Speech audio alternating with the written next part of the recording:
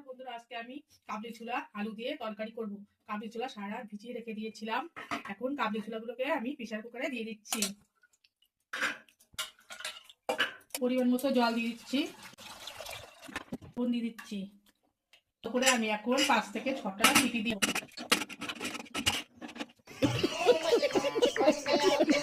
5 থেকে 6টা সিটি পড়ুক। আমার 6টা সিটি হয়ে গেছে। আমি এখন এটাকে ঢাকনা বন্ধ করে রেখে দেবো। ঠান্ডা হওয়া পর্যন্ত অপেক্ষা করতে হবে। এদিকে আমি ছোট ছোট করে আলু কেটে নিয়েছি, রসুন, পেঁয়াজ, কাঁচা লঙ্কা, টমেটো নিয়েছি। এগুলো আমি এখন পেস্ট করে নেবো।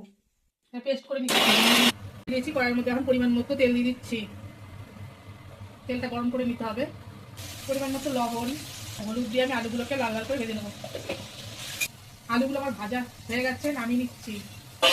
এর মধ্যে দিয়ে দিচ্ছি গোটা জিরে ফোড়ন, দুটো তেজপাতা, দুটো শুকনো লঙ্কা, লবঙ্গ, এলাচ আর দারচিনি।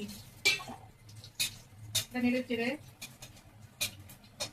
ভাজা ভাজা করে নিতে হবে।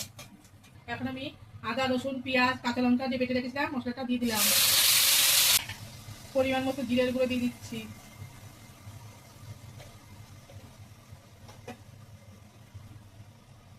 ধনিয়ার গুঁড়ো পরিমাণ মতো,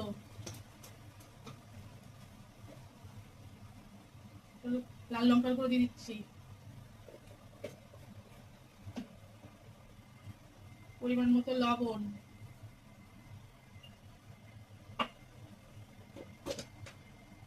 হলুদ। মশলাটা ভালো করে কষিয়ে নিতে হবে নেড়ে চেড়ে। মশলা কষানো হয়ে গেছে। এখন আমি টমেটো বাটাটা দিয়ে দিচ্ছি।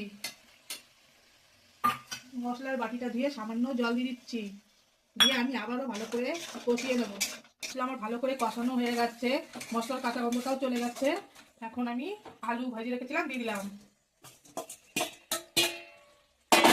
আলুর সাথে মশলাটা নেড়ে চেড়ে নিতে হবে। এবারে সেদ্ধ করে রাখা কাবলি ছোলাটা জল সমেত দিয়ে দিতে হবে। দিয়ে নেড়ে দিচ্ছি। এটাকে আমি এখন ঢেকে দিলাম। ঢাকনা খুলে আমি দেখে নেব। আমার আলুটা সেদ্ধ হয়ে গেছে, খুব সুন্দর। আমার কাসুরি মেথি দিয়ে দিচ্ছি, খানদাইসের শাহি গরম মশলা, সামান্য ঘি দিয়ে দেবো। আপনারা এইভাবে কাবলি ছোলা বানিয়ে রুটি, লুচি, পরোটার সাথে খাবেন, খেতে খুব ভালো লাগবে। এখন আমি নামিয়ে নিচ্ছি। যদি আমার রান্নাটা আপনাদের ভালো লাগে অবশ্যই লাইক, শেয়ার ও সাবস্ক্রাইব করতে ভুলবেন না। ধন্যবাদ।